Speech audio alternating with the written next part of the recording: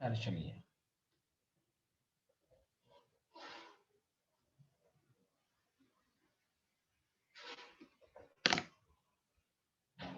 Last point था ionization energy था ना, the amount of energy required to remove an electron. यहीं तक पढ़ाई हुई थी, हाँ या ना, जल्दी बताइए। Yes sir. चलिए अब हम क्वेश्चन की शुरुआत कर रहे हैं, इसके बाद फिर हम लोग स्पेक्ट्रम वाला पार्ट पढ़ेंगे।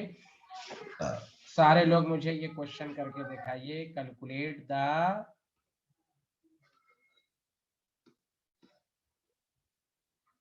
Radius of Li+2 in 4th orbit. चलिए निकाल के दिखाइए, रेडियस निकाल के दिखाइए। ओके स्टूडेंट, जल्दी से दिखाइए।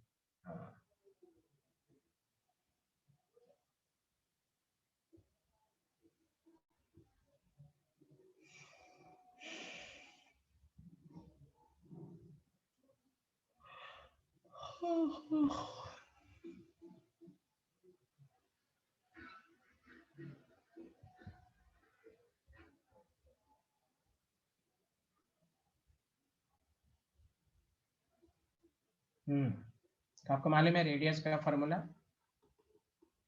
0.529 into n square by Z है, हाँ या ना, जल्दी बताइए। 0.529 64 का whole square 16, proton number 3, solve करके लिख देंगे। बताइए, did you understand everyone? Yes sir. Yes. Question number 2, calculate the radius of Be+3 in third excited state. Third excited state में आप निकाल के दिखाइए। थर्ड एक्साइटेड स्टेट में निकाल कर दिखाइए। ए ऑप्शन है 21.6 एंगस्ट्रॉम, बी ऑप्शन है 2.116 एंगस्ट्रॉम, सी ऑप्शन है 1.225 एंगस्ट्रॉम, डी ऑप्शन है नन।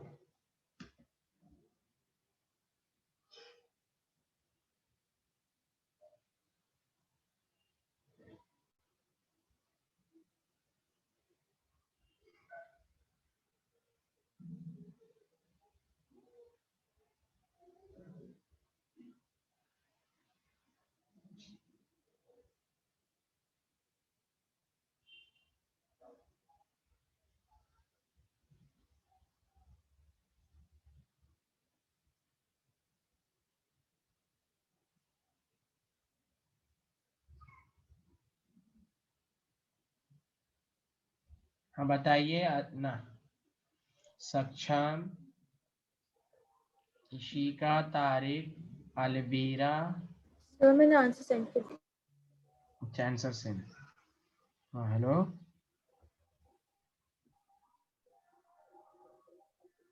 हाँ हेलो,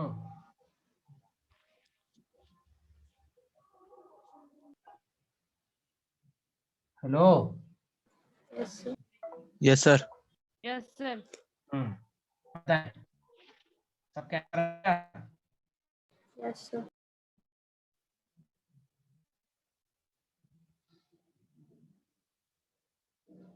इशिका का आया बी आंसर, बहुत तेज है इशिका। आपका अलवीरा नहीं आया। थर्ड Yes, sir, आ गया। Excited state means n is equal to 4 लेंगे। पहली बात, रेडियस का formula 0.529 n square by Z angstrom में है। 0.529 4 का whole square, Z proton number 4, तो आप 4 से मल्टीप्लाइड करेंगे तो बी ऑप्शन आएगा 2.116। बताइए सबको समझ में आया कि नहीं आया? Yes, sir. Yes, sir. Thank you. Yes. चलिए नेक्स्ट क्वेश्चन, कैलकुलेट द, अभी छोटे छोटे क्वेश्चन दे रहा हूँ, फिर मैं अच्छा क्वेश्चन सब दूंगा। Energy of He+1 in second orbit, निकालिए second orbit. A option 2.18 10⁻−18 joule, b option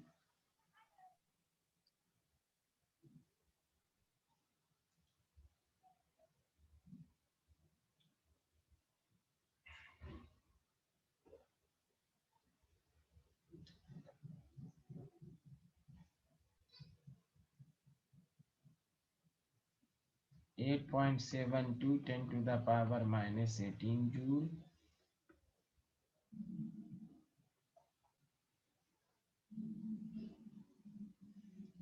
अच्छा सॉरी, माइनस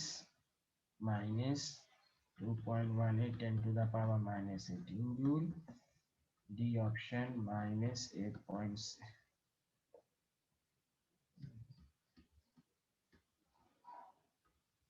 -8.72 10⁻−18 जूल। बताइए which option is correct. Slide show नहीं कर रहा है स्लाइड, अरे आपको मैं सबको स्लाइड शो कर रहा है ना। Yes, sir. Yes, sir.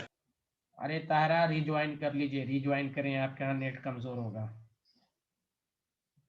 चलिए आंसर बताइए। ये ऑप्शन है। हाँ बताइए अलवीरा, आप तो आंसर ही नहीं दे रही हैं ए बी सी डी में। सर कर रही हूँ। अच्छा कर रही हैं आप, थैंक यू, कीजिए साइंटिस्ट।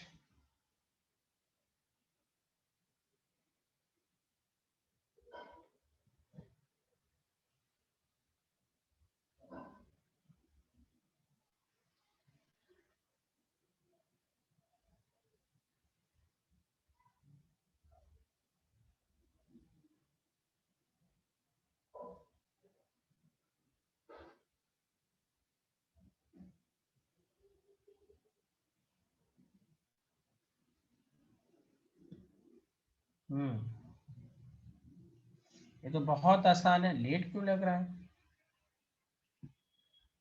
भाई। एनर्जी, अच्छा दो ऑप्शन सेम दिया है। कहाँ दो ऑप्शन सेम दिया, माइनस प्लस का तो फर्क तो है।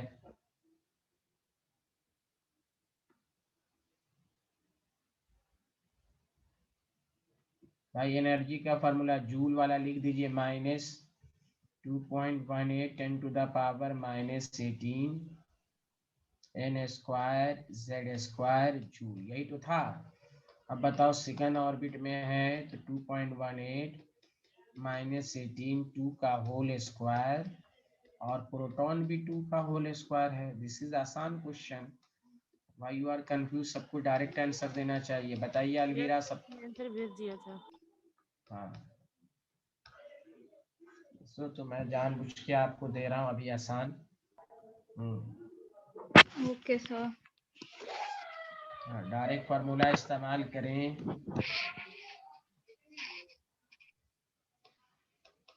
इससे आसान सब क्वेश्चन कुछ नहीं है। Calculate the energy of Li+2 in first excited state, जल्दी से बनाइए आप।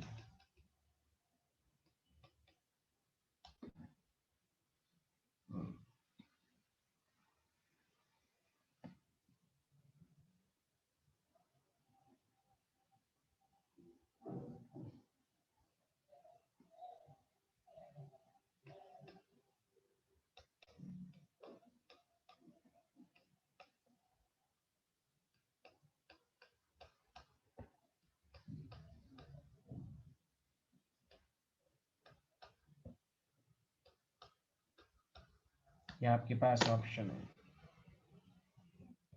सर इसे कन्वर्ट करना पड़ेगा ना। कन्वर्ट, डायरेक्ट फार्मूला 3 बता दिया, कन्वर्ट क्या करना है।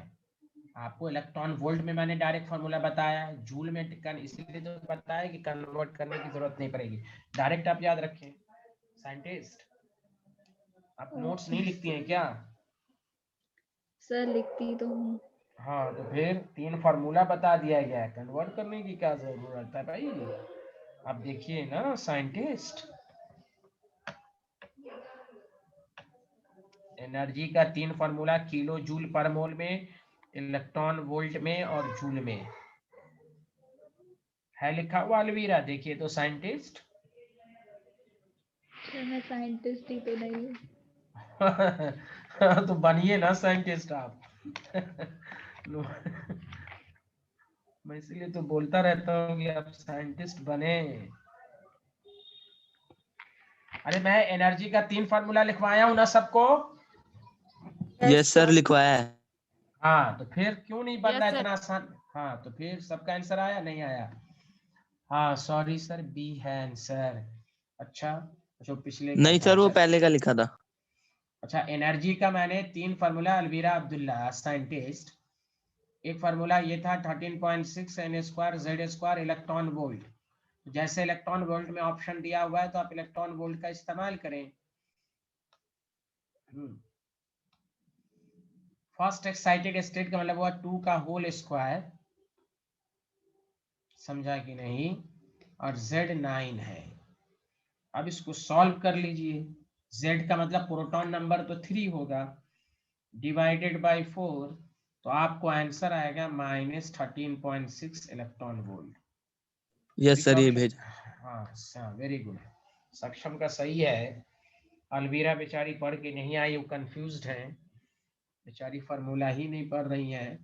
कोई बात नहीं है, बड़े बड़े शहरों में छोटी बातें होती रहती हैं, आप लिखती रहिए। आया समझ में अलवीरा कि नहीं आया? सर आ गया। हाँ, तो ये तो लिखा था ना मैंने, इसमें कुछ करना ही नहीं है, फार्मूला इस्तेमाल करें, आ गया। हाँ, इशिका शेन आपको आया साइंटिस्ट? Yes, sir. चलिए, अब देखिए मैं जो अब आपको क्वेश्चंस करवा रहा हूँ, सारे लोग ध्यान दें। अच्छा, ये लिखिएगा, calculate the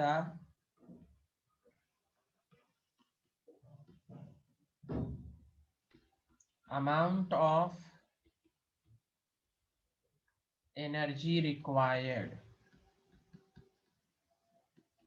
two shift the electron in hydrogen atom from second orbit to third orbit। और जानते हैं इसमें क्वेश्चन और पूछ देगा, calculate the wavelength of light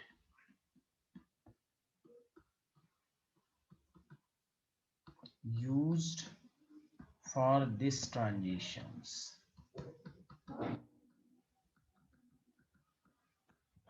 पहले क्वेश्चन लिखिए, मैं फिर बताता हूँ आपको कैसे करना है। लिख लिया सारे लोग? Yes. No sir.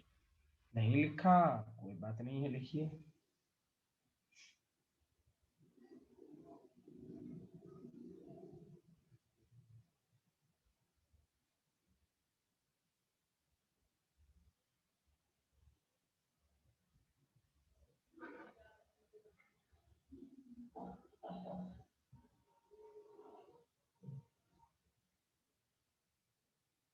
Done sir.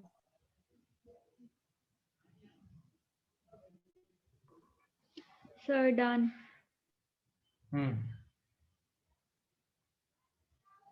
अच्छा, अब देखिए तो कैसे करेंगे। वो ये है कि देखिए एनर्जी सेकंड से थर्ड, तो आप क्या करें, आपको डेल्टा ई कह रहा है। अब बताओ सारे लोग, सेकंड की ऑर्बिट की एनर्जी ज्यादा है Yes, sir. कि सर थर्ड की? थर्ड। सेकंड की ज्यादा की It's the third key. Third की? थर्ड की। तो E3 माइनस E2 निकाल लें, बस वही तो कह रहा है।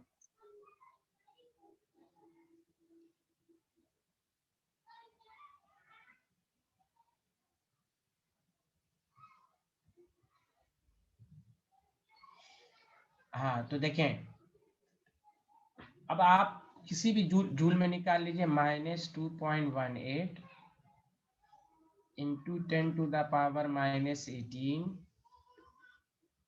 3, और प्रोटॉन तो हाइड्रोजन में 1 होता है तो लिखने की जरूरत नहीं है। माइनस माइनस प्लस, देखिए कैसे कीजिएगा, बहुत आसान है। 10⁻⁻18 बाई 2 का होल स्क्वायर 4, ये आपके पास डेल्टा ई है। अब देखिए डेल्टा ई में 2.18 10⁻⁻18 कॉमन ले लीजिए, 1/4 माइनस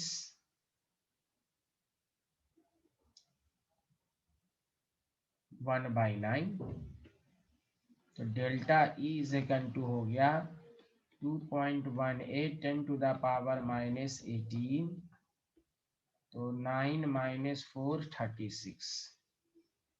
तो आपके पास बस सॉल्व कर लेना है इसको। बताइए सबको समझ में आया या नहीं आया? Yes sir.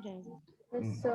सिंपल है। आप सुनिए, केमिस्ट्री ने कहा कि इसमें, तो वो मैंने आपको बोर मॉडल में नहीं पढ़ाया था कि भाई इलेक्ट्रॉन जो ट्रांजिशन किया, इसका मतलब फोटोन को एब्जॉर्व कर कर, तो डेल्टा ई को आप लिख सकते हैं एससी। अब बी वाले पार्ट क्या होगा, बस delta E is equal to, आपको मालूम है एससी बाई लेमडा, याद है ना, बोर मॉडल में मैंने लिखवाया था ना, ई कल जो पहला पॉइंट था E2 - E1 is equal to SC by lambda. Electron जो लोअर से हायर पर गया तो लाइट को एब्जॉर्व करके गया, इसका मतलब ये हुआ कि 2.18 10⁻⁻18 इंटू 5/36।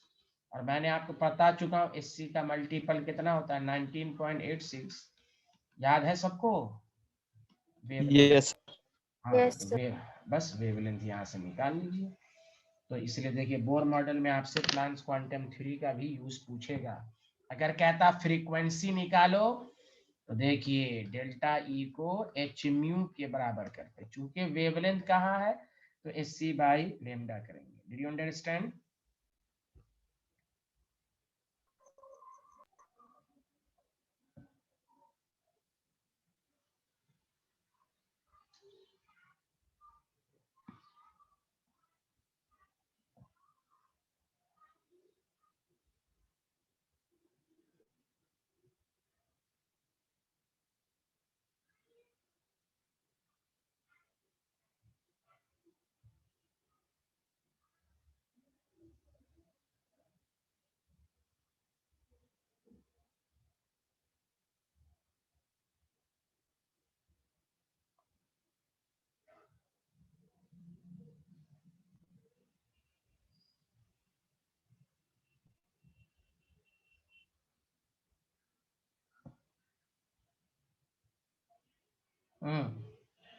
बताइए सबको समझ में आ गया, लिख लिया? Yes sir. हम्म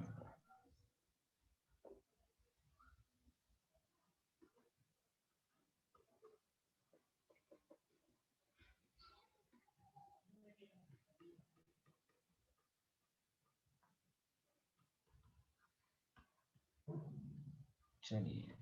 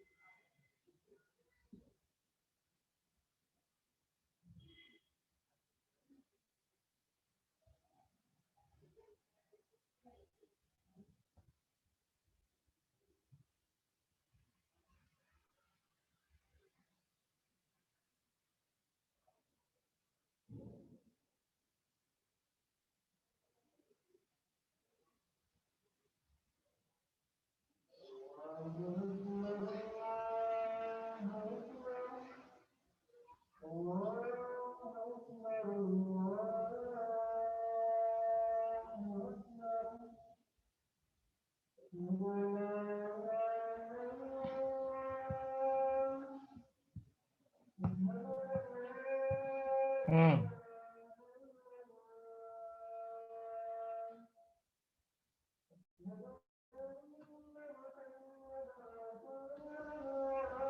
अलवीरा, क्या आंसर आया आपका?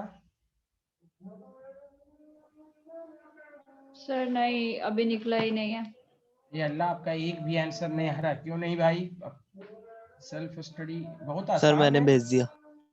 हाँ बी ऑप्शन है। जैसे आयनाइजेशन मैंने एनर्जी, आयनाइजेशन एनर्जी का फार्मूला डायरेक्ट है 2 पॉइंट, देखिए आप नोट्स में, या तो आप फार्मूला नहीं लिखा होगा या कल अल्लाह, कल पूरा डिटेल में समझाया है मैंने, सिंपल है यही Yes, sir. फार्मूला। हाँ तो यही फार्मूला ही है, proton number 1, this is the answer, plus में आएगा आंसर। देखिए आपके नोट्स में होगा E इन्फिनिटी माइनस E1 करके सॉल्व किया था। Yes, sir. आयनाइजेशन एनर्जी का मतलब होता है ग्राउंड स्टेट से इन्फिनिटी तक ले जाना। बोलिए अलवीरा, समझ में आया आपको अब? Yes sir. कोई डाउट है तो पूछिए आप। नो सर, डाउट तो नहीं है, पढ़ना पड़ेगा एक बार और। हाँ उसको मतलब देख कर सर आइएगा। पढ़ा वो सर बताइए। मैं पढ़ लूंगी।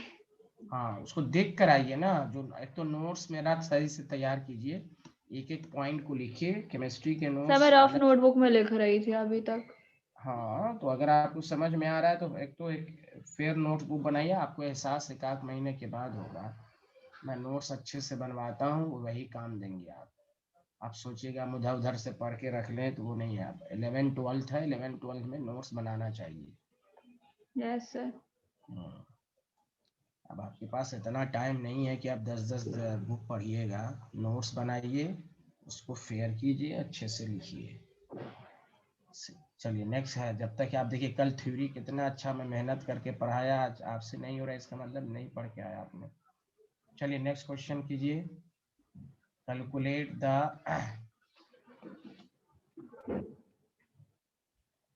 Amount of energy required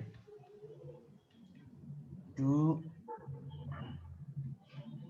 remove an electron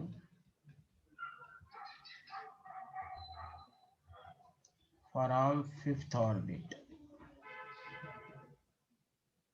in hydrogen atom। चलिए अब आप मुझे बनाकर दिखाइए, सारे लोग कॉन्सेप्ट इस्तेमाल कीजिए। सबसे तो बन रहे हैं अल्हम्दुलिल्लाह, फिर से कोशिश कीजिए आप।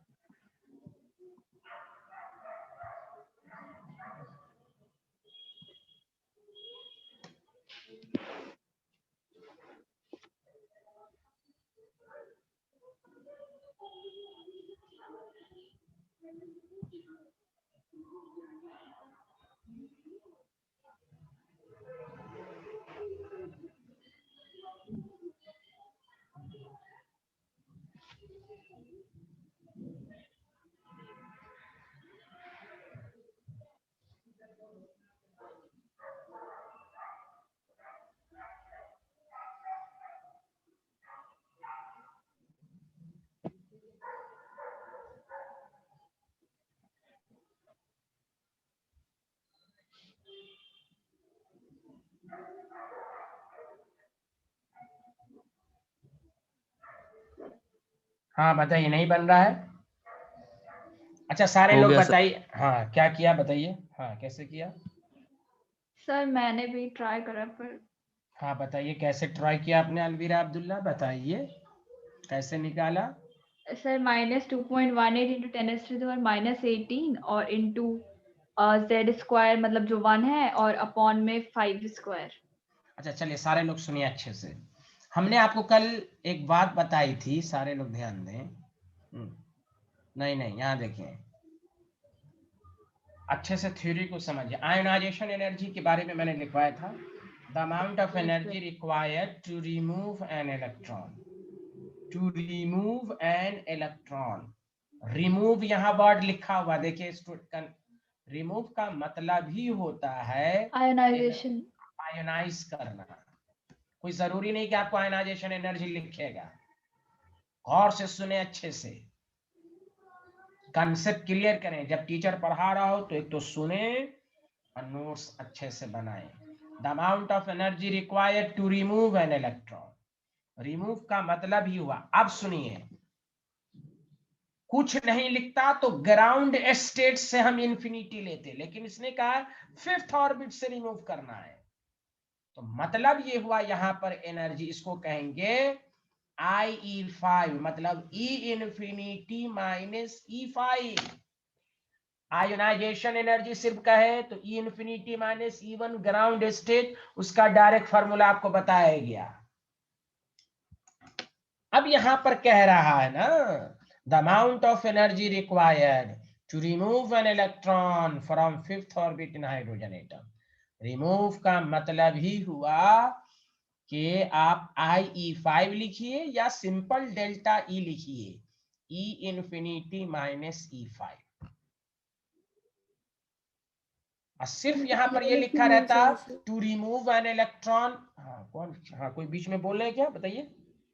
सर मैं पूछ रही थी कि हम ये वाला क्यों यूज कर रहे हैं? है? हम आयनाइजेशन एनर्जी वाला फॉर्मूला क्यों यूज कर रहे हैं? आयनाइजेशन एनर्जी का क्या डिफिनेशन है, पढ़िए, आप पढ़ के सुनाइए जल्दी से, पढ़ के सुनाइए जल्दी से। हाँ बोलिए क्या लिखवाया था The मैंने, जल्दी। amount of energy required to remove an electron from ground state to infinite is called ionization energy. यहाँ किससे रिमूव कर रहे हैं, वहां ग्राउंड स्टेट से है, यहाँ किससे रिमूव कर रहे हैं आप, Fifth orbit. तो फिर दोनों में फर्क नहीं है, अरे बोलिए। Yes, sir. और दूसरी बात, आयनाइजेशन एनर्जी का फॉर्मूला कैसे डिराइव किया गया, बताइए क्या लिखाया गया, E इंफिनिटी माइनस E1, तब तो Yes, sir. Final formula derive करके आया, जल्दी बताइए। Yes, sir. तो फिर ये क्यों करें कि ये क्यों नहीं किया, कंसेप्ट समझिए, कंसेप्ट है ये, कंसेप्ट समझिए।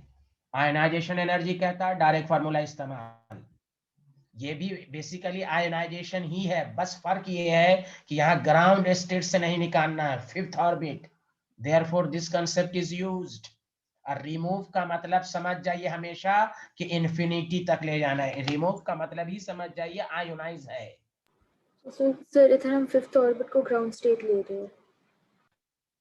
ये क्यों पूछ रहे हैं ग्राउंड है, भाई सिंपल है, ग्राउंड स्टेट से रिमूव करेंगे तो E इंफिनिटी माइनस E1 आएगा, फिफ्थ ऑर्बिट से रिमूव करेंगे तो E इंफिनिटी माइनस E5 आएगा, सेकंड ऑर्बिट से रिमूव करेंगे E इंफिनिटी माइनस E2 होगा। बच्चों की तरह क्यों समझ रही हैं कि उसकी जगह ये लेना है, जो ऑर्बिट है वहीं से रिमूव कर रहे हैं। यहाँ पर ग्राउंड स्टेट आप तो सही तो कह रही हैं कि ग्राउंड स्टेट की जगह फिफ्थ है, कंसेप्ट समझिए, ग्राउंड स्टेट था तो E इंफिनिटी माइनस E1 था, सेकंड ऑर्बिट रहता है E इंफिनिटी माइनस E2 था।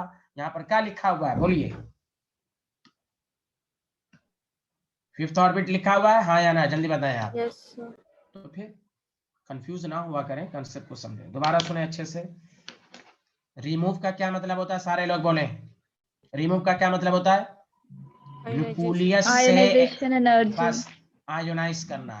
अब वहां इंफिनिटी का वर्ड आएगा, पहली बात कहां से रिमूव किया, अगर वो नहीं लिखे हुआ है तो हम ग्राउंड स्टेट मानेंगे, अगर लिखा हुआ है सेकंड ऑर्बिट तो सेकंड ऑर्बिट से रिमूव करेंगे। ये नहीं है कि भाई हमेशा यही करेंगे फॉर्मूला, ये समझा। अब ये 0 हो गया, minus 2.18 10 to the power minus 18, 5 का होल स्क्वायर 25, हाइड्रोजन प्रोटॉन 1। तो अब यहाँ पर आंसर ये होगा। बहुत समझ में आया या नहीं आया, जल्दी बताइए आप लोग। Yes. Yes Yes, sir. sir. हाँ, इसको आयोनाइजेशन एनर्जी कहेंगे IE5 या सिंपल कहिए डेल्टा E। आयोनाइजेशन एनर्जी का सही कंसेप्ट यही है कि ग्राउंड स्टेट से इंफिनिटी, लेकिन अगर ग्राउंड स्टेट के अलावा भी रिमूव किया जाए तो वो भी आयोनाइजेशन एनर्जी कहलाएगी, लेकिन उसको हम IE2 या IE3, 5 है तो 5 कुछ भी कहेंगे, या डेल्टा सर सबसे पहले इन्फिनिटी आएगा। तो क्या आएगा, हायर एनर्जी इंफिनिटी की होती है ना। अरे बोले कहां से कहां Yes, ले जा रहे हैं sir. आप, फिफ्थ से इंफिनिटी, तो फाइनल मान सबसे ज्यादा एनर्जी किसकी होती है, इंफिनिटी, हायर में से लोअर करेंगे ना हमेशा। ओके। चलिए, अब किसी को डाउट है भाई बोलिए सारे लोग। No sir, no doubt. Sir हाँ इशिका को डाउट होगा शायद, उनको अब तक क्लियर No, नहीं sir. हुआ। No, sir. समझ में नहीं। क्लियर हो गया, चलिए थैंक यू, थैंक यू। और जानते हैं इसको आपको ये भी कह देगा, एक मिनट रुकिए, एक मिनट रुकिए, जगह खाली है आपको यहाँ पर क्वेश्चंस में? अभी तो लिखा तो नहीं है ना आप लोगों ने? No sir. जानते हैं आपको यहाँ पर इसमें बी पार्ट ये भी दे देगा, compare this energy, compare this energy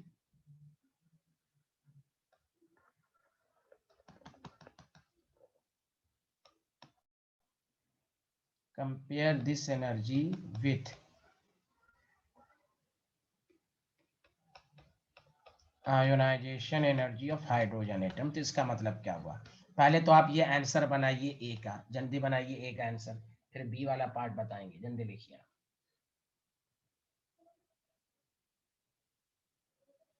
ये सुन लें, अमाउंट ऑफ एनर्जी। जब तक घर पर 11th में सेल्फ स्टडी नहीं करेंगे आपको कुछ नहीं समझ में आएगा। यही उल्टा पुल्टा समझेंगे, फिर बाद में ब्लेम करेंगे कि टीचर का समझ में नहीं आया। 11th में लाख कुछ भी फंक्शन हो, घर पर कुछ भी हो, सेल्फ स्टडी जरूरी है। कम से कम जो पढ़ाया गया उसको देख कर आए। अब इससे आसान मैं बोर मॉडल, ये वाहिद ऐसा बैच है, बाकी सारे बैच में बच्चे धर धर क्वेश्चन करते हैं क्योंकि डायरेक्ट फॉर्मूला इस्तेमाल करना है, रेडियस का फॉर्मूला, एनर्जी का formula.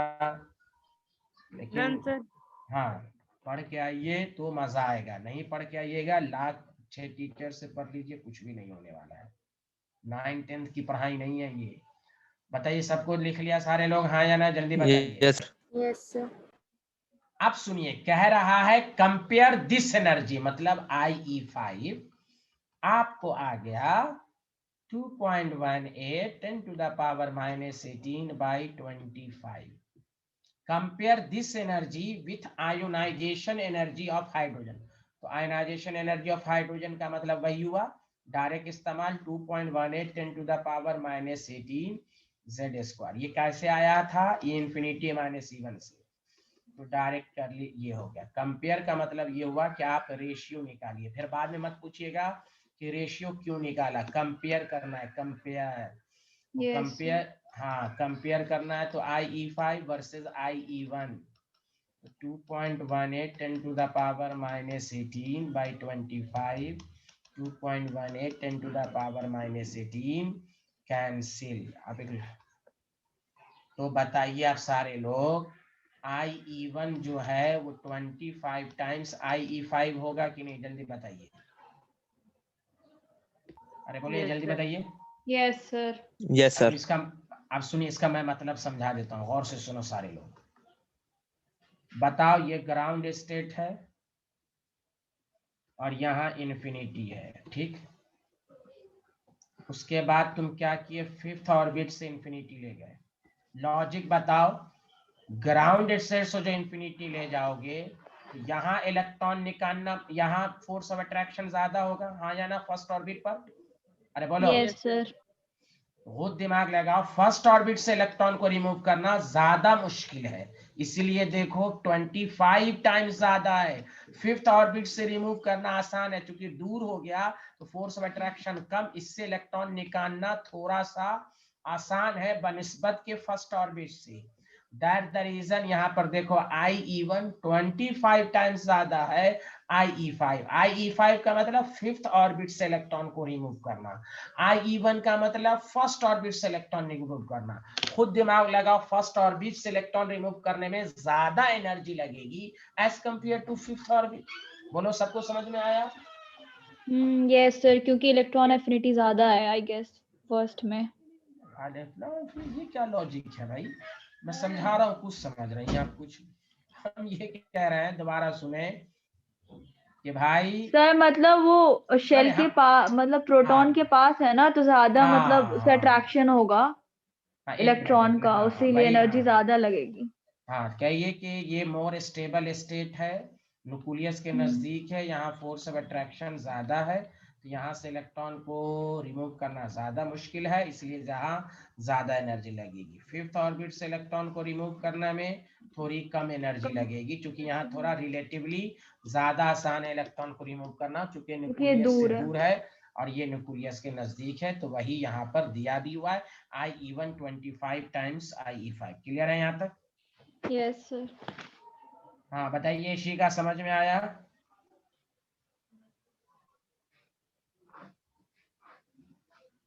Sir done. Ishika Sen, ये कंसेप्ट समझ में आया? कंपेयर करना। Yes, sir. हाँ चलिए गुड। हाँ ताहिरा, तारिक, सक्षम, आप तीनों को आया? Yes, sir. चलिए मैं इसी पर हाँ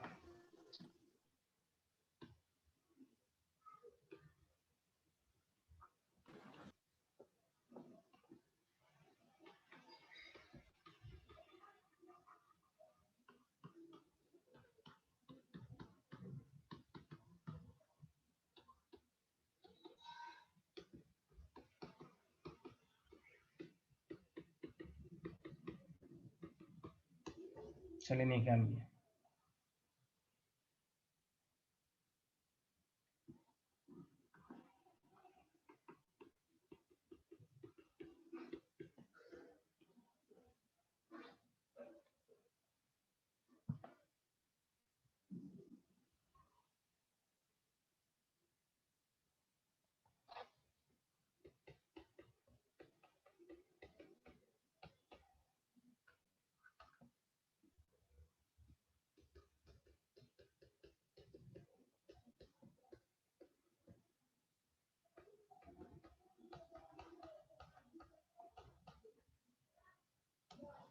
ये एनसीईआरटी का क्वेश्चन है, जल्दी करें। बताइए ये जो एनर्जी कह रहा है, सबसे पहले इशिका बताएंगे ये एनर्जी का मतलब क्या है। इस सिस्टम से क्या एनर्जी निकालना, this energy is also called, क्या कहता है? नहीं आपसे नहीं पूछा जा रहा, आपको जब दिया जाता है तो बनाती नहीं है, जिससे पूछा जाए वही बताए। हाँ इशिका शेन, Yes, sir. यहाँ जो हाँ चलिए आप पहले आंसर दीजिए, आप आंसर दीजिए चलिए सारे लोग। हाँ आंसर जिसका हो गया है आप चैट बॉक्स का इस्तेमाल करें।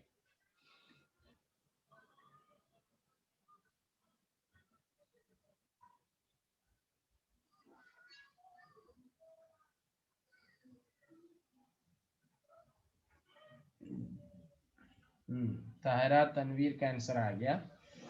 हाँ चलिए अलवीरा आप आंसर दीजिए, चैट बॉक्स का इस्तेमाल कीजिए।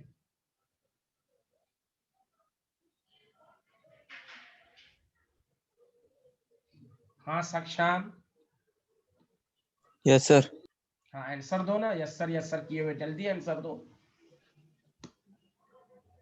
ये एनर्जी का क्या मतलब है, जल्दी बताएं।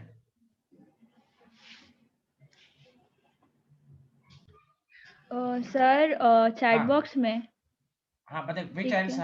हाँ चलिए आप बोल ही दीजिए आंसर, कौन सा आंसर सही बी। है? B, okay. हाँ इशिका आपका आंसर आया हाँ या ना, जल्दी बताइए। No, sir. सर मेरा हाँ ठीक, नहीं आया। सक्षम आपका आया?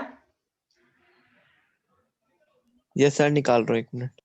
क्यों निकाल लो यार, इतना लेट क्यों लग रहा है? यहाँ देखो यहाँ देखो, तुम लोग को बहुत मेहनत की जरूरत है यार। यहाँ देखो इलेक्ट्रॉन रिमूव कर रहे हैं, यहाँ ग्राउंड स्टेट है, यहाँ इन्फिनिटी है। क्यों?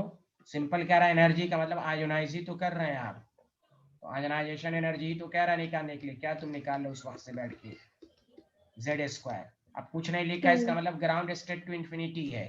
जब कुछ लिख ना दे, जैसे इस क्वेश्चन में फर्क समझे, यहाँ उन्होंने लिख दिया फिफ्थ ऑर्बिट से रिमूव करना है तो फिफ्थ लेंगे, नहीं लिखा हुआ है तो अब फर्स्ट वही समझेंगे आयोनाइज करना। अब इसमें इतना टाइम लग रहा है तो तुम लोगों को, अजीब तरह के स्टूडेंट हो तुम लोग, पढ़ते उड़ते नहीं हो यार। इंटू 10⁻18 जूल, ये आपका आंसर आया भाई। ये सर इलेक्ट्रॉन बी आयोनाइज, होगा ना? हाँ तो ये आंसर आ गया, तो B option is correct answer. बताओ भाई किसी को डाउट है तो पूछें आप सारे लोग। No Tahira sir. आपका आंसर ए आंसर क्यों आया ताहिरा? हाँ देखा नहीं, हीलियम से इलेक्ट्रॉन को आयनाइज किया जा रहा है। हाँ सक्षम बताओ, समझ में आया? Yes, sir. आया। हाँ सर वो हमने जानबूझ, जेड हाँ बोलिए। जो जेड है सर, हमने लाइक उसमें 2 जो लिया है इसीलिए लिया है क्योंकि हीलियम से एक बार जो इलेक्ट्रॉन निकल चुका है, नहीं तभी जेड तो क्या है? सेकंड पे आया वो। नहीं फिर सही बात, कहाँ रहती है? जेड प्रोटॉन नंबर है भाई, उसको ऑर्बिट से थोड़ी ना मतलब है। आप पढ़ के नहीं आ रही हैं आप। He+1 में प्रोटॉन, न्यूक्लियस में 2 है। अरे कहाँ की बात कहाँ से रिलेट कर रही हैं आप? अच्छा ठीक है सर। Z प्रोटॉन नंबर है भाई, n ऑर्बिट होता है, Z प्रोटॉन नंबर।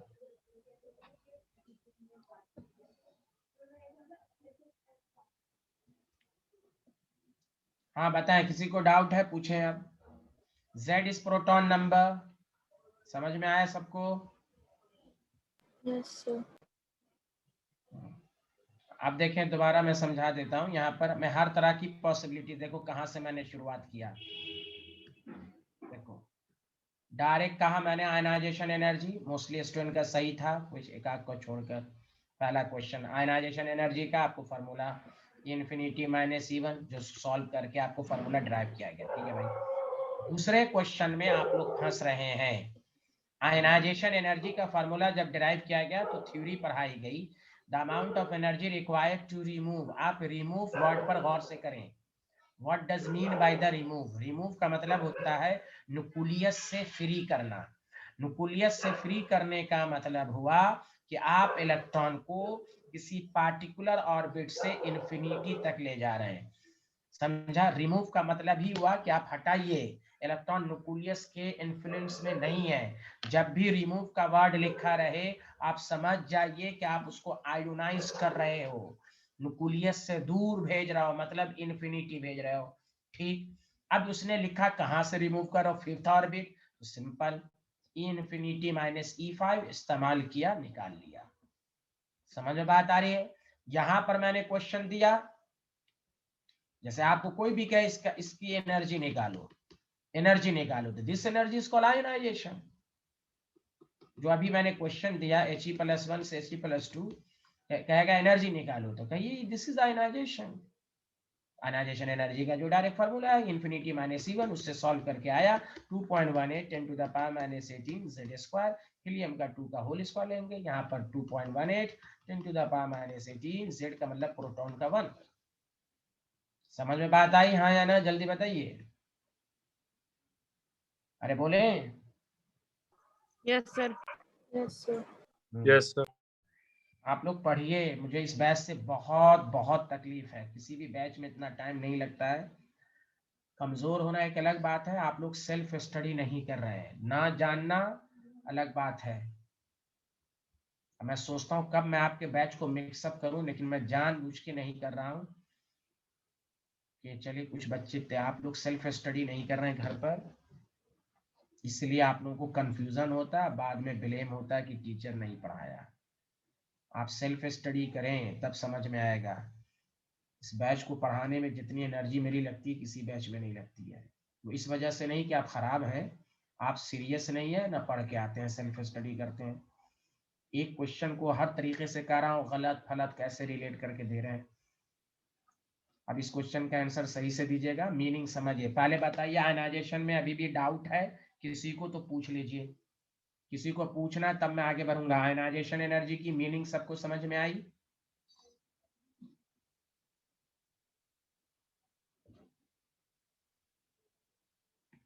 किसी को डाउट है? इशिका आपको डाउट है? Alvira, Saksham, Taira, Tariq? No No, sir. sir. No sir. हाँ, मैं दोबारा 2 मिनट में रिवाइज करवाता हूँ। आयनाइजेशन एनर्जी का मतलब होता है आयोनाइज करना, सिंपल। आयोनाइज का मतलब ही होता है कि आप इलेक्ट्रॉन को न्यूक्लियस से फ्री कर रहे हैं। आप ऐसे रहेगा तो सिलेबस कंप्लीट ही नहीं हो पाएगा, इतना टाइम लगेगा। तो n=1 यहाँ फ्री कर रहे हैं इन्फिनिटी। अब आपको वर्ड सब चेंज करके दे सकता है, कहेगा calculate the ionization energy, calculate the amount of energy required to remove an electron, फिर भी यही होगा। रिमूव का मतलब ही हुआ कि आप इलेक्ट्रॉन निकाल रहे हैं, अलग कर रहे हैं, पूरी तरह आप भगा रहे हैं। न्यूक्लियस का कोई उस पर अट्रैक्शन नहीं, इसका मतलब इन्फिनिटी है। चलिए अब इस क्वेश्चंस को करके दिखाई कि मैं देखूं कितना आप सबको समझ में आया। जबकि बोर मॉडल का न्यूमेरिकल तो इतना आसान है कि फार्मूला इस्तेमाल करें, कंसेप्ट समझें। Calculate the energy required to remove an electron from second orbit in hydrogen atom। चलिए बना के दिखाइए, मैं कोई ऑप्शन नहीं दूंगा, आप अपने से बना के दिखाइए प्लीज, और कंसेप्ट समझिए।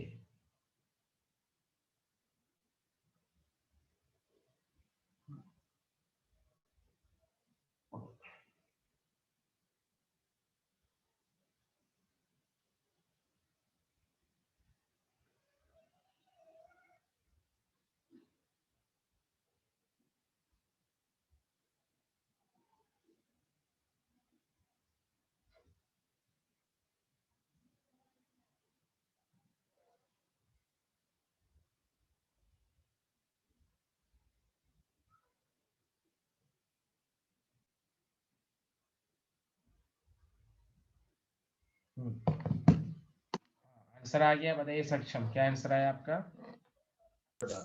2.18 into 10 की power -18 divided by 4। Thank you, कितने अच्छे हैं भाई अब।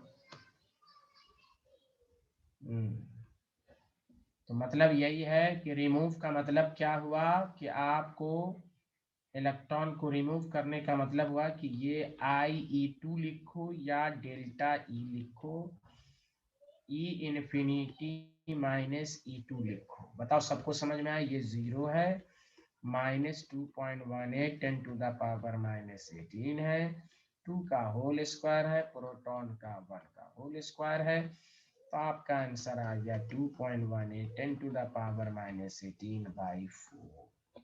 बोलिए सबको समझ में आया? सबका आंसर यही आया, हाँ या ना? जल्दी बता दें। Yes, sir. Yes sir. अरे ये क्यों नहीं बोल रही है शीका, आपका आंसर आया था ये? यस सर, यही आया था। गुड, बहुत अच्छे। हाँ -18। अब रिमूव का मतलब समझ जाइए, इन्फिनिटी तक जाना है। कहाँ से कहाँ जाना है? तो वो क्वेश्चन में लिखा रहेगा सेकंड ऑर्बिट, तो ठीक नहीं लिखा रहेगा।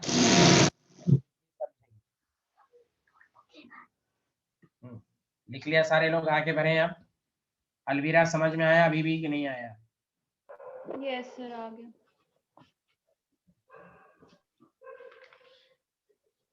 चलिए अब हम बोर मॉडल के बाद अब आइए टॉपिक डालिए, स्पेक्ट्रम लिखिए, एटॉमिक स्पेक्ट्रम। अब इस पर थ्योरी चलेगी, फिर इसके बाद न्यूमेरिकल चलेगा। अब घर पर पढ़िए बोर मॉडल के तमाम फॉर्मूले को।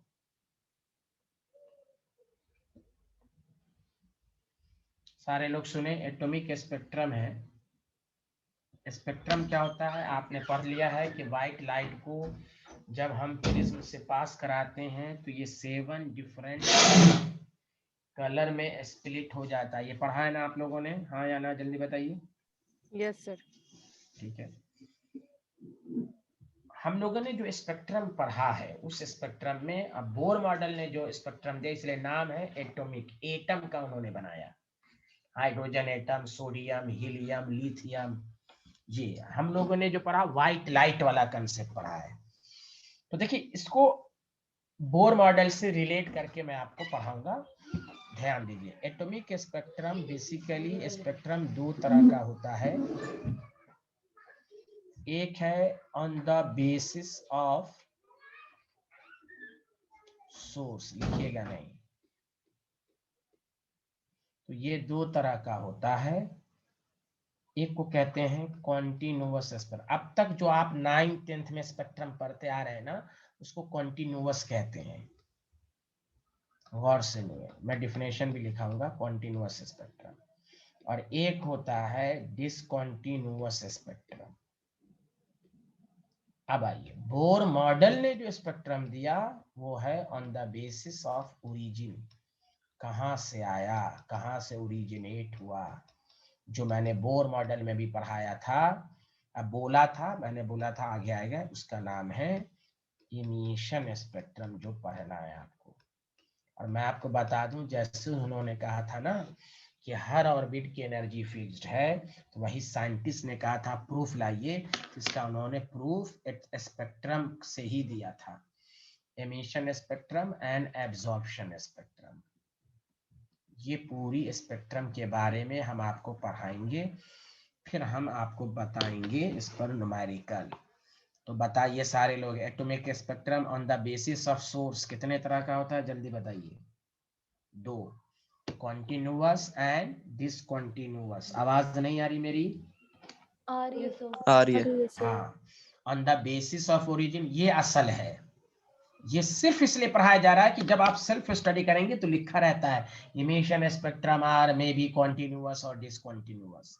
एक वर्ड आएगा लाइन स्पेक्ट्रम, वो भी लिखाया जाएगा आपको, लाइन स्पेक्ट्रम। तो जो आपने, हम लोगों ने जो स्पेक्ट्रम की डिफिनेशंस पढ़ा है वो भी आएगा इसमें। बोर मॉडल ने इसी स्पेक्ट्रम के जरिए साबित किया कि हर ऑर्बिट की एनर्जी फिक्स्ड है। उन्होंने इसी तरह उन्होंने प्रूफ किया कि अगर ऑक्सीजन गैस है, जैसे मिसाल लीजिए, उन्होंने प्रूफ करके देखा है कि ऑक्सीजन गैस चाहे अर्थ पर मिले या ऊपर आसमान में मार्स, किसी भी मार्स वगैरह पर मिले ऑक्सीजन, वहां 2 ऑर्बिट की एनर्जी का जो डिफरेंस अर्थ में होगा वही मार्स पर भी ऑक्सीजन में होगा। ये इस तरह इतने एनर्जी फिक्स्ड हैं, इतने एनर्जी फिक्स्ड हैं कि ऑक्सीजन अगर अर्थ पे जो है उसमें फर्स्ट ऑर्बिट की इलेक्ट्रॉन की जो डिस्टेंस होगी वही फर्स्ट ऑर्बिट की न्यूक्लियस से डिस्टेंस मार्स पर रखे ऑक्सीजन में भी होगी। हाँ बोलिए। हाँ, कुछ क्यों कह रहे थे क्या? हाँ, कैन यू हियर मी? किसी ने कुछ क्वेश्चन पूछा है, हाँ या ना? जल्दी बताएं, कुछ बोल ही नहीं रहे। चलिए पहले लिखिए इसको, फिर समझाएंगे आपको। ये लिख लिया आप लोगों ने? Yes sir. बीच लेक्चर के दौरान तो एक तो नहीं बोले, ये आप लोगों की बहुत बुरी आदत है। मेरी आवाज आ रही है क्या सबको? Yes sir, yes yes, sir. sir. कोई कह रहा ब्रेक हो रही है। भाई तुम, आपके यहाँ का नेट खराब होगा। टीचर जब बोल रहा हो बीच में ना बोला करें, थोड़ा सा पेशेंस रखें। यहाँ देखें सारे लोग, टॉपिक डालिए कॉन्टिन्यूअस स्पेक्ट्रम। टॉपिक डालिए कॉन्टिन्यूअस स्पेक्ट्रम।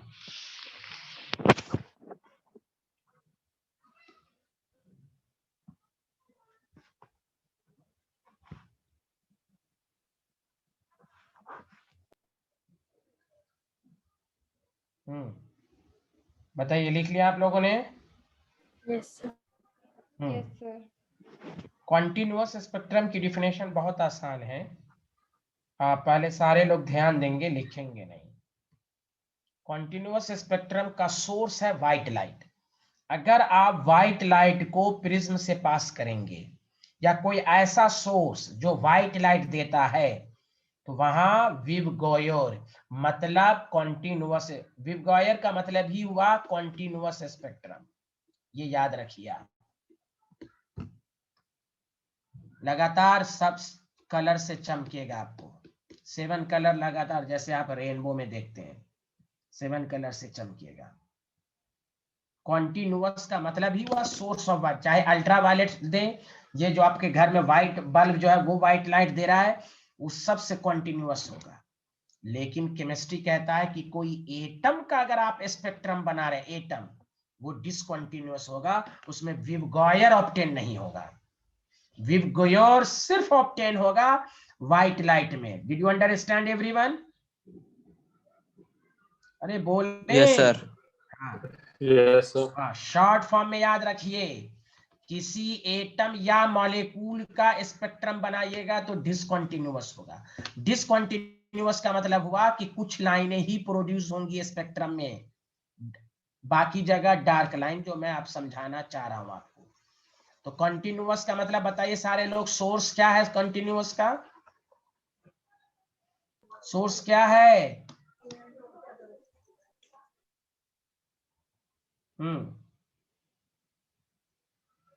तो याद रखिए, ये कोई बॉडी है जो सोर्स ऑफ, मैं डिफिनेशन भी लिखाऊंगा, सोर्स ऑफ वाइट लाइट। अब ये दे रही है लाइट दे रही है, जैसे ही हम प्रिज्म से पास कराएंगे, किससे पास कराएंगे जल्दी बताइए, प्रिज्म से, तो आपको स्क्रीन पर यही मिलेगा, वेवगायर। क्या मिलेगा जल्दी बताइए, वेवगायर।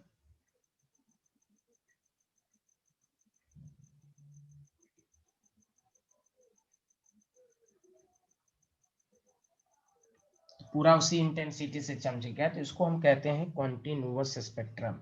तो कॉन्टिन्यूअस स्पेक्ट्रम का रीजन है व्हाइट लाइट। पहले बताइए, सबको समझ में आया, हाँ या ना, जल्दी बताइए आप। Yes, sir. Yes, sir. Yes, sir. अब इसको स्कूल में अगर आपको कोई कहे कि एक लाइन में डिफिनेशन बताइए, इसका उतना ज्यादा यूज नहीं है, लेकिन एमिशन और एब्जॉर्प्शन के डिस्कशन में इसका यूज है, समझा कि नहीं। तो लिखिए, द स्पेक्ट्रम, छोटी, the spectrum in which radiation of all wavelength, radiation of all wavelength are obtained on the screen from V to red waveguide is called continuous। तो जब भी continuous की बात हो तो आप समझ जाइएगा पूरा। अब यहाँ पर 7 कलर से दिखाना मुश्किल है, आप समझ जाइए सातों कलर सेम इंटेंसिटी के साथ चमकेगा।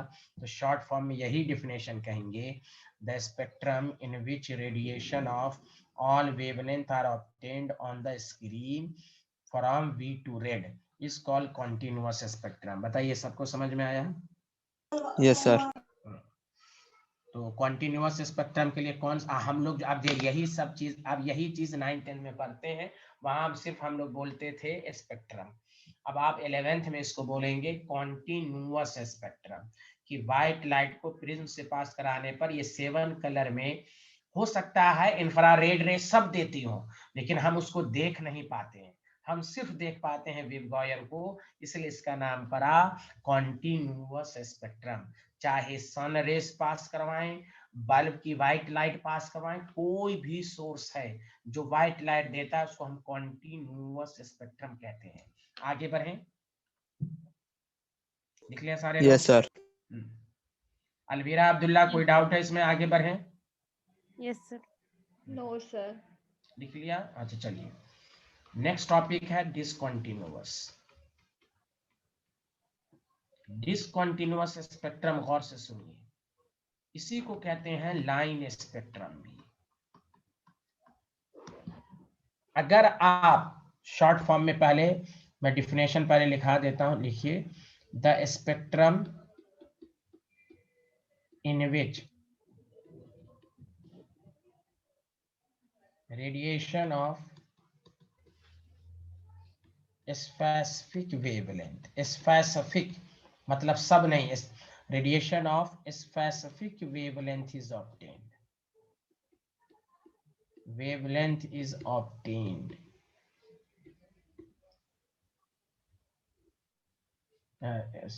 some specific in which radiation of some specific wavelength is of specific wavelength with dark spaces are obtained on the screen. Specific wavelength, the spectrum in which radiation of specific wavelength with dark spaces are obtained on the screen is called discontinuous spectrum.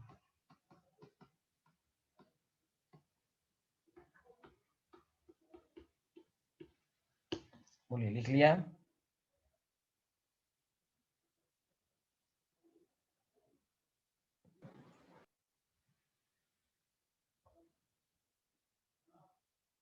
Yes, sir.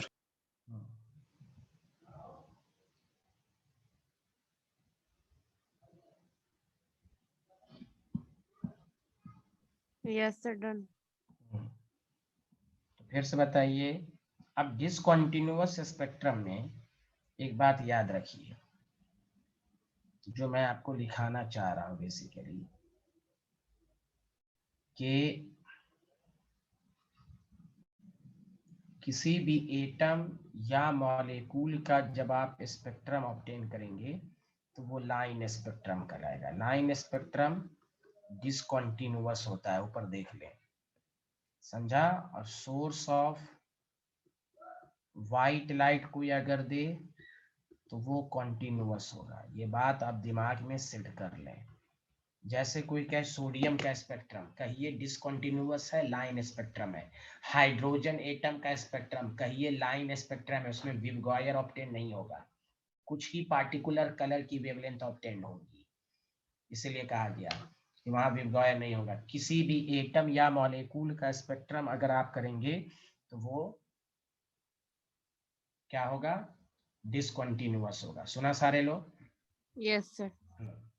दूसरी बात ये सारे लोग समझें, line spectrum जो होता है ना, हर एलिमेंट का अलग अलग होता है। Line spectrum for each element, जो मैंने आपको सिखाया, for each element is different.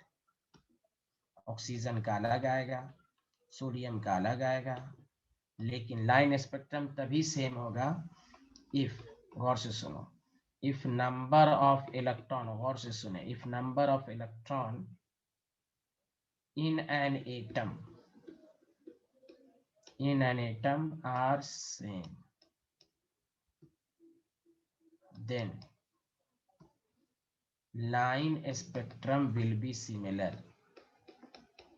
Line spectrum will be similar. जब भी लाइन स्पेक्ट्रम हो आपके माइंड में आ जाए किसी पार्टिकुलर एटम का स्पेक्ट्रम है, डिसकंटिन्यूअस है, विवगॉयर ऑब्टेन नहीं होगा, कुछ वेवलेंथ ही ऑब्टेन होगा, देन विल बी सिमिलर।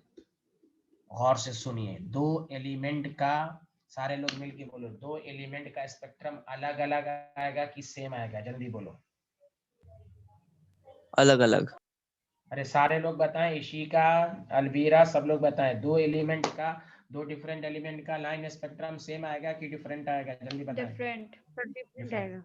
हाँ,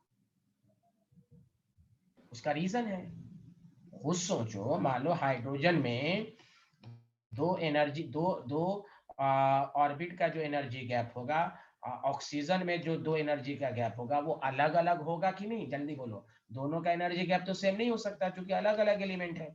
यही चीज तो बोर मॉडल सिखाया कि दो अलग अलग एलिमेंट का स्पेक्ट्रम अलग अलग है। मतलब इसका ये कहने का मकसद है कि फर्स्ट ऑर्बिट की न्यूक्लियस से जितनी डिस्टेंस होगी वो डिस्टेंस ऑक्सीजन में न्यूक्लियस के फर्स्ट ऑर्बिट की डिस्टेंस नहीं होगी। हाँ, अगर ऑक्सीजन को तुम अर्थ पे अगर है ऑक्सीजन और किसी मार्स में ऑक्सीजन है तो यहाँ दो ऑर्बिट की जो एनर्जी का गैप होगा वही यहाँ पर भी होगा। ये इतने फिक्स्ड है। तो साइंटिस्ट जो बोर मॉडल को कहा था प्रूफ करके दिखाइए, तो मैं स्पेक्ट्रम से प्रूफ किया था। असल कहानी तो अब आने वाली है, ये तो मैं अभी बेसिक पॉइंट सब बता रहा हूं कि जब भी केमिस्ट्री में स्पेक्ट्रम की बात हो तो माइंड में दो बातें आए, कॉन्टिन्यूअस और डिसकॉन्टिन्यूअस। कॉन्टिन्यूअस का मतलब कोई भी सोर्स ऑफ व्हाइट लाइट को हम प्रिज्म से पास कराएंगे तो विवगॉयर ऑब्टेन होगा। डिसकॉन्टिन्यूअस का क्या मतलब है? गैप में आना, विवगॉयर ऑब्टेन नहीं होगा, उसी को हम कहते हैं लाइन स्पेक्ट्रम। जब भी आप सेल्फ स्टडी करें, लाइन स्पेक्ट्रम का लाइन आए तो लाइन स्पेक्ट्रम का मतलब हुआ spectrum of particular element. Hydrogen spectrum क्या है? लाइन स्पेक्ट्रम है। He+1 spectrum line spectrum, Li+2 line spectrum. दो एलिमेंट का स्पेक्ट्रम सेम हो ही नहीं सकता क्योंकि सबकी एनर्जी की फिनोमेना गैप अलग अलग है, हर ऑर्बिट की एनर्जी का गैप। हाँ, मैं ये जो पॉइंट लास्ट वाला लिखाया हूं उसको गौर से सुनो। अगर नंबर ऑफ इलेक्ट्रॉन सेम है, जैसे एक ऑब्जेक्टिव मैं देता हूं उससे तुम्हें समझ में आएगा, विच शोज, पहले यहां तक सबको समझ में आया? जल्दी बोलो हाँ या ना। Yes, sir. अरे इशिका को आया कि नहीं बेचारी Yes, को? sir. हाँ, which shows line spectrum like that hydrogen. A option helium, B option Li+1, C option H+, D option Be+3. गौर से सुनिए, दो हाइड्रोजन का स्पेक्ट्रम क्या हीलियम के बराबर हो सकता है? जल्दी बताओ, हाइड्रोजन और हीलियम का स्पेक्ट्रम अलग अलग होगा कि सेम होगा? जल्दी बताओ। अलग. अलग अलग, वेरी Different. गुड। हाँ, हाइड्रोजन Li+ नहीं, हाइड्रोजन H+ तो यहाँ नहीं, लेकिन इसका स्पेक्ट्रम D के बराबर होगा। क्यों? इसमें भी नंबर ऑफ इलेक्ट्रॉन 1 है और हाइड्रोजन में भी नंबर ऑफ इलेक्ट्रॉन 1 है। सुने अच्छे से, वही लाइन मैंने लिखा है, गौर से सुनिए। दो एलिमेंट का स्पेक्ट्रम अलग अलग होगा, लेकिन अगर नंबर ऑफ इलेक्ट्रॉन सेम आ गए तो स्पेक्ट्रम सेम होगा। बोलो, आया समझ में? हाँ या ना? Yes, sir. Yes, sir. इसीलिए बोर मॉडल के न्यूमेरिकल में लिखा रहता hydrogen spectrum, He+1 spectrum, Li+2 spectrum, सब स्पेक्ट्रम सेम होगा। जो यहाँ एनर्जी गैप होगा वहां तो सब में इलेक्ट्रॉन एक एक है। हाँ, अगर आपसे पूछ दे हाइड्रोजन हीलियम का स्पेक्ट्रम सेम, नो, इलेक्ट्रॉन अलग अलग है। हाइड्रोजन लिथियम का स्पेक्ट्रम सेम, नो। हाँ, हाइड्रोजन का स्पेक्ट्रम सेम कब होगा हीलियम के? जब He+1 होगा। हाइड्रोजन स्पेक्ट्रम Li के कब बराबर होगा? जब Li+2 होगा। इसलिए बोर मॉडल ने स्पेक्ट्रम दिया था 1 इलेक्ट्रॉन सिस्टम का। बोर मॉडल बना भी 1 इलेक्ट्रॉन। हाँ, इसलिए याद रखिए, जिस तरह ये लाइन स्पेक्ट्रम का मतलब दो एलिमेंट का लाइन स्पेक्ट्रम अलग अलग होता है, इसको कहते हैं फिंगरप्रिंट। जैसे दो पार्टिकुलर आदमी का फिंगरप्रिंट अलग अलग होता है, Yes. उसी तरह लाइन स्पेक्ट्रम दो अलग अलग एलिमेंट का अलग अलग होगा। हाँ, तभी होगा दो लाइन स्पेक्ट्रम किसी एलिमेंट का सेम तभी होगा जब दोनों में नंबर ऑफ इलेक्ट्रॉन सेम आ जाए। Did you understand sir. Everyone? Yes, sir. चलिए, ये पिछला स्लाइड लिखा था आपने? Yes, Yes. sir. ये लिखा था ये? सर ये लिख लिया।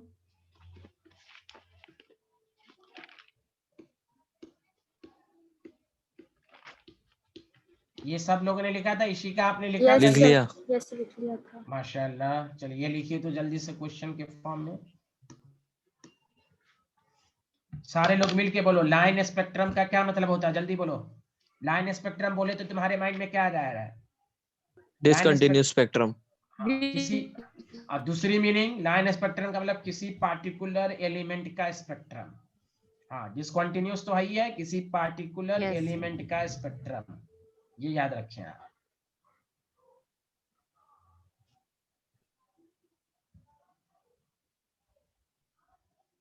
लिख लिया सारे लोग?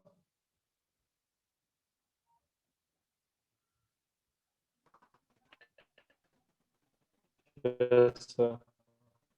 Yes, sir. हाँ, इस क्लास का लोग कल हम लोग इसके आगे पढ़ेंगे और हाइड्रोजन स्पेक्ट्रम भी होगा जिस पर न्यूमेरिकल होगा। मैं सिर्फ फिर इस बैच से बच्चों से कह रहा हूँ, आप पढ़ के आया करेंगे, फॉर्मूले को दिख कराइए। चलिए, ओके।